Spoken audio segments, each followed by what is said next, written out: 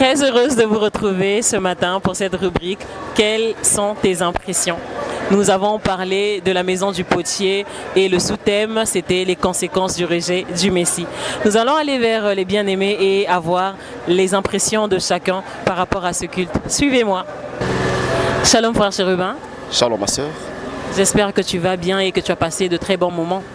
Je vais très bien par la grâce de Dieu et que j'ai passé un très bon culte en tout cas. Gloire au Seigneur.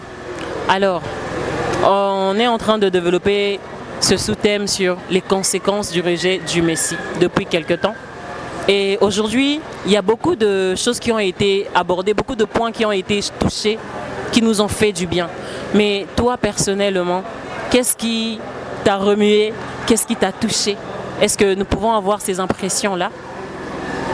Mais bon, déjà que pendant que l'homme de Dieu, le ministre, était en train de parler, je me suis retrouvé d'abord encore à l'école, de voir comment la parole de Dieu, et même quand tu pouvais être fuyard à l'école, même quand tu pouvais t'échapper à certaines leçons à l'école, mais la parole te rattrape.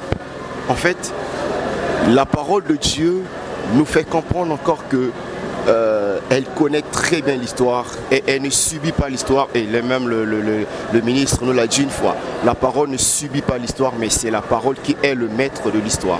Et donc en écoutant tout ce que le ministre est en train de parler du rejet du Messie, nous voyons un peu la réalité qui se passe dans le monde. Et la parole est en train de nous situer par rapport au temps, est en train de nous expliquer que ce qui est en train de se passer n'est pas étonnant. Dieu l'avait déjà prédit par des prophètes. Voilà.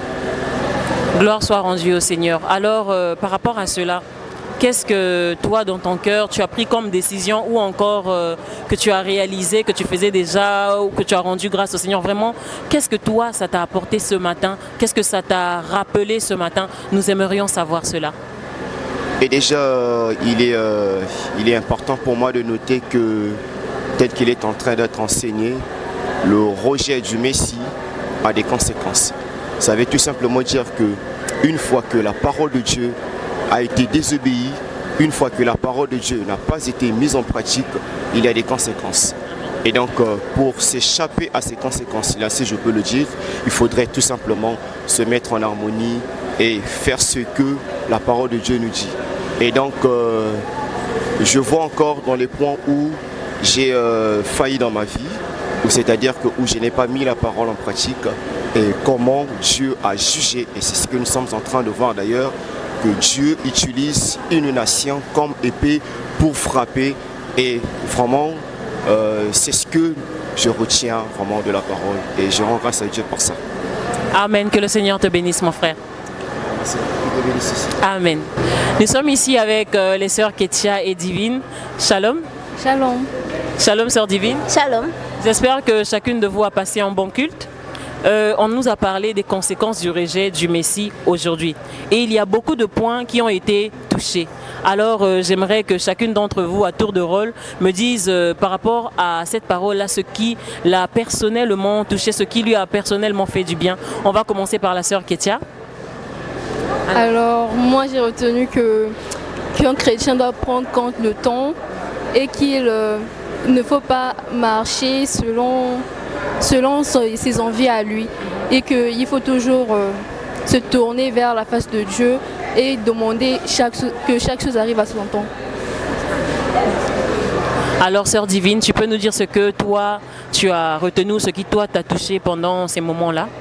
Bon, ce qui m'a touché pendant le moment de la prédication, c'est lorsque l'apôtre a parlé du jugement qui viendra. Il nous explique que nous, les enfants de Dieu, on se comporte comme si le temps nous appartenait, comme s'il y aura toujours le temps de faire tout ce qu'on voulait, alors que le temps, même le temps de la grâce, est bien reparti.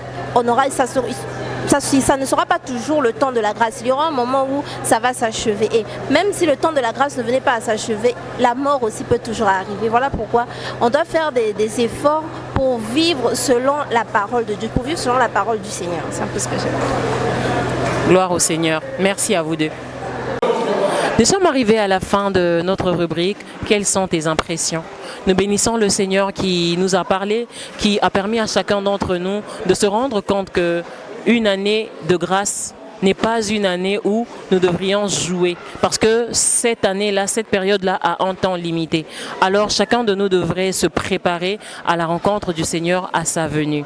Et je vais profiter de cette occasion-là pour vous inviter la semaine prochaine au séminaire que nous organisons, qui va débuter du vendredi 21 mars de 18h15 à 20h30. Au samedi, dimanche 22 et 23 mars de 16h15 à 19h30. Soyez nombreux et le Seigneur vous fera du bien, peu importe la situation que vous traversez. Que le Seigneur soit avec vous. Shalom.